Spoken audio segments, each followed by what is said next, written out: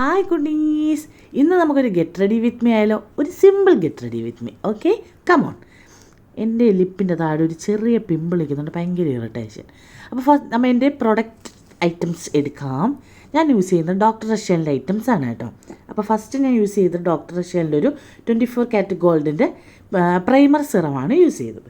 അതിനുശേഷം ഞാൻ യൂസ് ചെയ്തത് ഡോക്ടർ റഷ്യലിൻ്റെ വൈറ്റമിൻ ഇ വരുന്ന ഹൈഡ്രേറ്റിംഗ് റീസ്റ്റോറിങ് ലോഷനാണ് ഞാൻ യൂസ് ചെയ്തിട്ടുണ്ടായിരുന്നത്.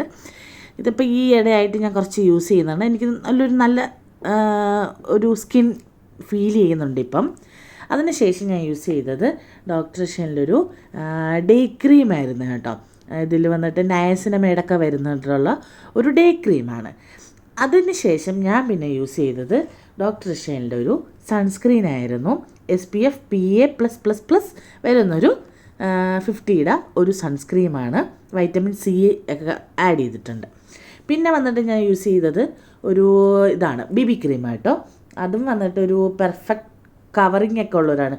വൈറ്റമിൻ ഇയുടെ തന്നെയാണ് ഈ ഒരു BB ക്രീമും.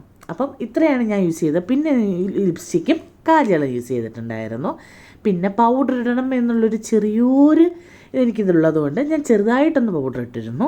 പിന്നെ ജസ്റ്റ് തല നനഞ്ഞതുകൊണ്ട് ജസ്റ്റ് ഒന്ന് കെട്ടി. എന്നാലും എനിക്ക് ചുണ്ടങ്ങനെ ഇരിക്കുന്ന കണ്ടിട്ട് എനിക്ക് എന്തോ ഒരു വിഷമം. അപ്പോൾ അത്രയേ ഉള്ളൂ. ബാ.